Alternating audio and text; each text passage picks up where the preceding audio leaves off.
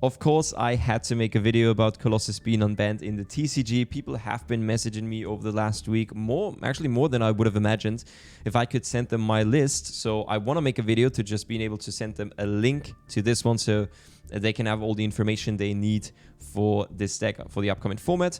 For this video, I would like to focus on two things. So the first one is I would like to give you my list at the moment that I'm working on, that you can see on the screen at the moment, but also I'd like to give you inspiration or maybe some other card choices that you could think about that I was also testing already or that I might test in the future, so you can have more of a, you know, rounded idea of the deck, because there are tons of iterations you can play for this. I'm running around a 70 to 80% win rate, more to 80% if you play correctly, making a couple of misplays, maybe 70% is what it's been for me. So I think this deck is, you know, well suited for a regional level. I don't know if it's going to be enough for the YCs. We're going to see it this weekend in Raleigh probably, which I'm very excited to, after filming this video, to watch the stream. My current iteration of this deck that you can see on the screen is trying to win the game on the first turn for sure.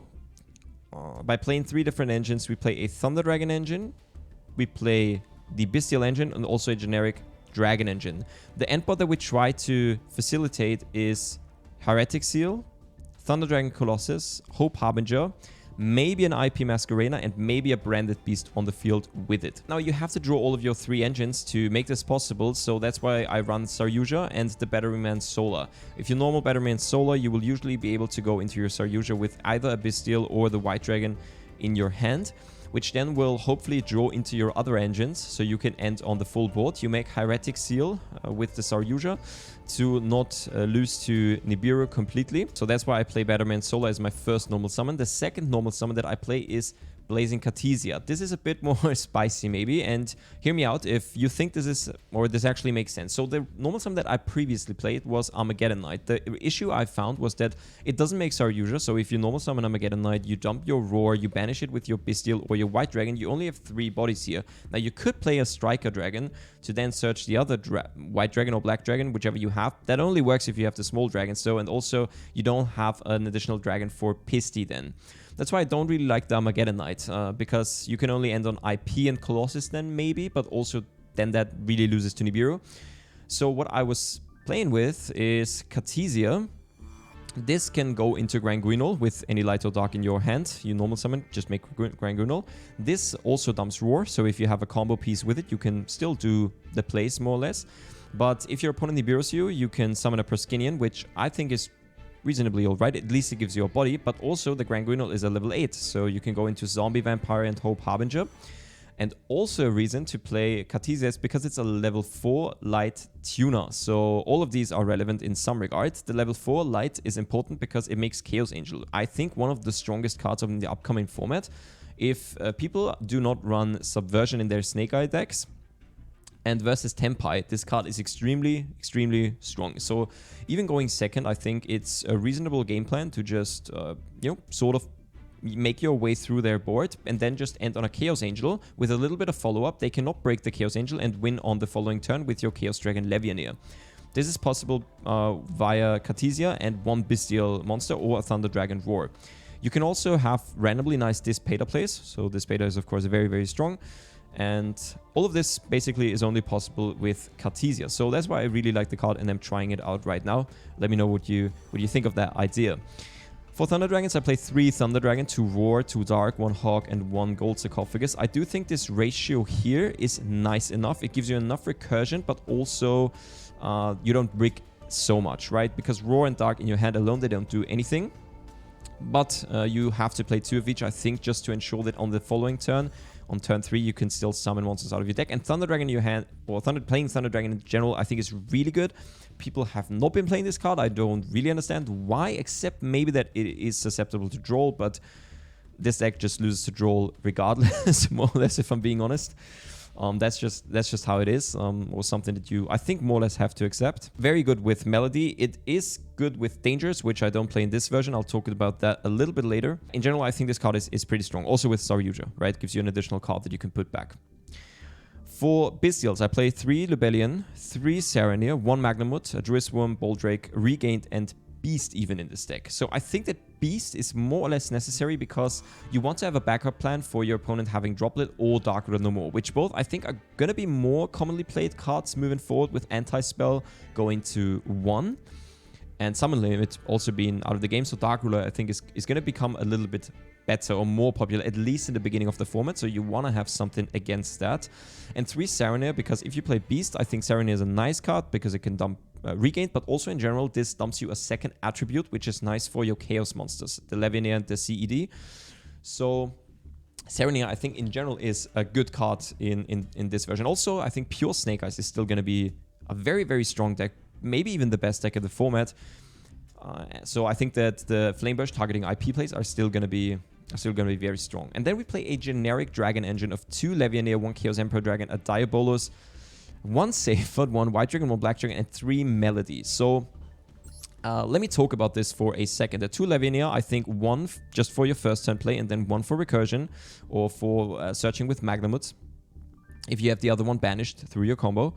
And 1 Chaos Emperor Dragon and Diabolus. So usually with Melody, you decide which one of these 2 you get. You definitely get Levianeer, and the other one depends on what type of deck you're up against. If you want to go for a little bit more follow-up, you can go for the Chaos Emperor Dragon. But if you want to be aggressive and get two cards out of your opponent's hand, you go for the Diabolus. Also, I think this is just a nice card in general, having it in your graveyard, because this can summon on your opponent's turn if you trigger the Branded Beast as well. So 3 Melody, I think this card is absolutely broken. And then 1 Seyfert, you really only play this so you can summon it off Seal. There are many combos that you actually have where you open with white or black, and then you just go for Seal early and tribute summon the Seal, or tribute it away for a Thunder Dragon monster usually, and then summon the Seyfert out of your deck so you get your maximum value.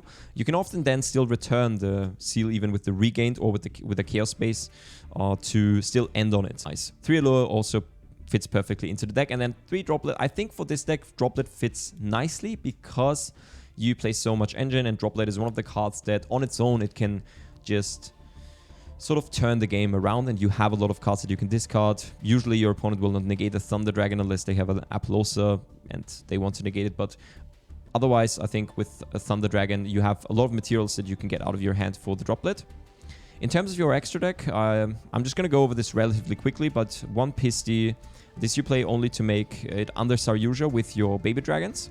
1 SP Little Knight, 1 IP for your end board, 1 Hieratic Seal, 1 Apollousa, 1 Saryuja.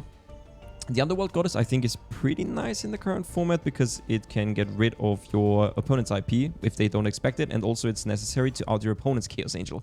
So I really am scared in this format of Chaos Angel. I think it's going to be a pretty good card.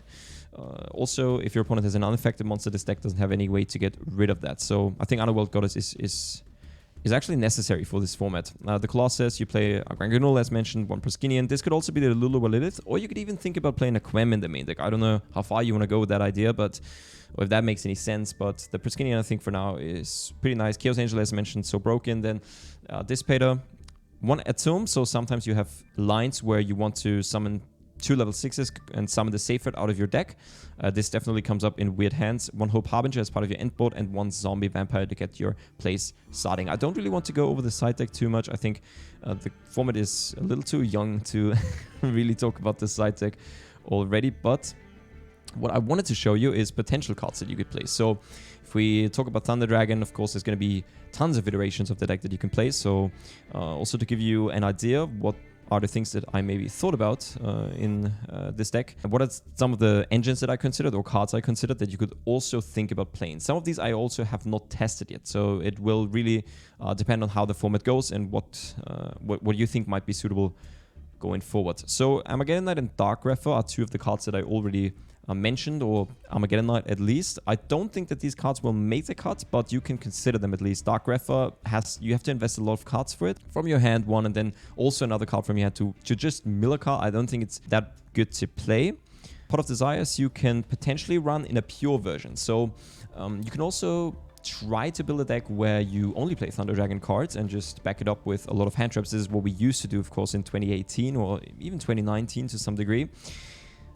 I don't think I tried that version. I don't think it's good enough for the current format for today's standards. Just a Colossus will probably be outed even by an SP Little Knight, something simple as that. So you don't even have to go into Nightmare Unicorn as it was back in the day.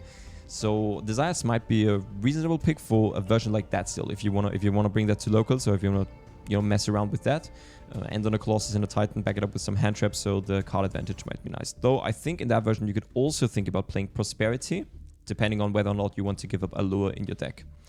Vision Resonator and Horus, or the Horus Engine, Imseti, whatever, you can almost put together, I feel like. I've seen a lot of people try out these cards in Thunder Dragon, and I do get the appeal. You can make Dispatter with Vision Resonator, you can make easy rank 8s with Horus, and these are things that speak for the engine. The reason I do not currently play the Horus engine is because I want to avoid playing this engine actually as much as possible, as long as I don't have to. It's because of the Happy that I don't want to draw, but also I feel like the Thunder Dragon deck in general is not very vulnerable to removal, but as soon as you put the King's Sarcophagus into your deck, you become more vulnerable to removal.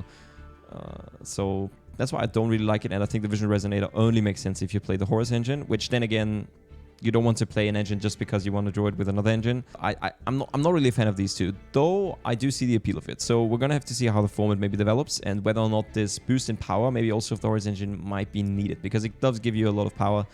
I just don't like how it aligns with the deck, or the game plan, more or less, if that makes any sense. Another card that I used to play in the past was Chaos Valkyria. Chaos Valkyria is more or less a white dragon or a black dragon. So you can banish a light or dark monster out of your grave and special it. When it goes to, or when it's banished, you can mill a light or dark monster from your deck, but you cannot activate the effect of the milled monster that turn. So I used to mill Fairy Tail Snow with this card, which that was very good. But I think that even now you might be able to find some uses for this card. One of the uses that I found was Chaos Nephthys, also a card I used to play in the maybe 2 years ago or something like that, in the 60 card Thunder Dragon version, which this card is actually broken. Chaos Nephthys, I feel like it's a very slept on card, or maybe not slept on, but it just hasn't had its time to shine yet, is what I want to say. So if a card on the field is destroyed by a card effect, you can banish a light and dark monster from your grave, special summon, and here comes a good part. If it's special summon, you can target a card your opponent controls and 2 cards in their graveyard and banish them. So if you get this thing off, it's extremely strong. When Anaconda was still legal, I played this in the Thunder Dragon deck with DP, so you could have you had a consistent way of destroying your opponent's cards and your cards, so you could constantly trigger this. But even with a Thunder Dragon Titan, you could maybe think about doing some sweet plays with this. The Tearlament cards and the Lightsworn cards, want to put these two together because I think that you will only play the Tearlament cards if you play the Lightsworn cards that are going to be coming out in Legacy of Destruction now, which they're going to be really strong. If I feel like it, maybe I might make a video on that too. Maybe let me know in the comment section if you would be interested in something like that. Maybe talk about the Lightsworn cards as well. Of course, we've seen Hermann Hansen destroy a couple of tournaments with a 60 card version already, so that's been pretty neat to see. But these might be worth a consideration, especially because Raiden, all the Lightsworn monsters, they're level 4 and they make Chaos Angel as well. So I'm just really a fan of that card in the upcoming format as it stands right now. So this might be worth looking into maybe 1 or 2 weeks from now. Another engine that I was looking into was the Patchwork engine. So with the banning of Baron and Savage going second, the Patchwork engine in Thunder Dragons, I could see that working out. I was actually trying it already in Rated and it was fine, I think. The reason you could maybe argue against it is Stroll and Lockbird. Still a very, very strong card versus Thunder Dragon. People are definitely going to side it. Some people are going to main it because it's so good versus Fire King. So you're going to have to see whether or not you want to put this into your deck realistically going second. But I like the idea of it. You know, it's an additional push. And I think if you resolve your Guardian Chimera in this deck specifically, drawing 2 cards is so good. So it could be a very good engine.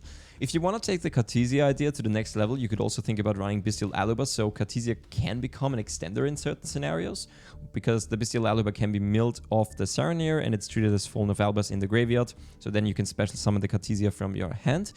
Though I don't know if that's maybe taking it a bit too far, but I think it's a silly little neat idea. The Nemesis cards, people are talking about this a lot. I don't think they're particularly good in Thunder Dragon at the moment, but Corridor is obviously played in other strategies to facilitate Colossus. Protoss with Nemesis Flag, I don't really believe in that in Thunder Dragon. You already play enough bricks, and I don't think this will fix any of the existing problems. Missing room for non-engine is more so a problem, and having enough starters, I feel like. So this doesn't really really help you with that. And then danger cards are, of course, something that you could think about. I used to have these in the deck all week long, actually, until now. But at some point, I realized that actually the only time you want to have dangers in your hand with the specific version that I'm playing at the moment is when you resolve Thunder Dragon and you hope that your opponent hits one of the Thunder Dragons for a 3+1, which I don't think that's... at some point I just thought that that's not really a reliable strategy or something that you want to focus on too much. So I think that most of the cards in your hand are fine most of the time. So you don't have to fix your hand with dangers as much as it maybe was the case with Telements a couple of months ago. So yeah, but you could definitely think about playing these cards. I mean, they also play into Droll, is something to consider.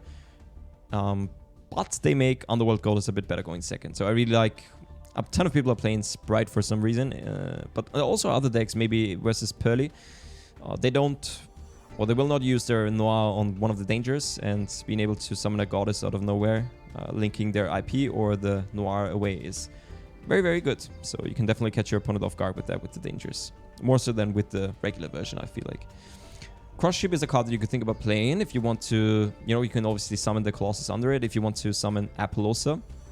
Dark is a card that I think also could be very strong. I would play this maybe instead of the Apollosa even in my version, because I rarely make the Apollosa, to be honest. And then the Nightmare Phoenix is a card that could also be played, and one that I'm thinking of at the moment is the Photon Lord. The reason I cut this is because I found that my opponent will probably Nibiru me before I can do this, and most people will expect, if 2 level 8s are on the board, that I can make this, so they will just use Nibiru before that. And as long as they fear that card, I think you don't have to run it, because as an interruption, it's not even that good. You would always rather want to summon a Hope Harbinger, I feel like. I think that was more or less everything I wanted to say about the Thunder Dragon deck. I hope this gave you a nice first idea, maybe, a first glance at the deck for the upcoming format, or maybe gave you a new inspiration, maybe with the Cartesia or maybe some other cards that I'm currently running, some of the idea, maybe the Patchwork engine you want to try out and tell me how it went afterwards, and leave a comment down below. Otherwise, I'm gonna watch YCS Rally now, and I will see you very soon, hopefully. Bye-bye.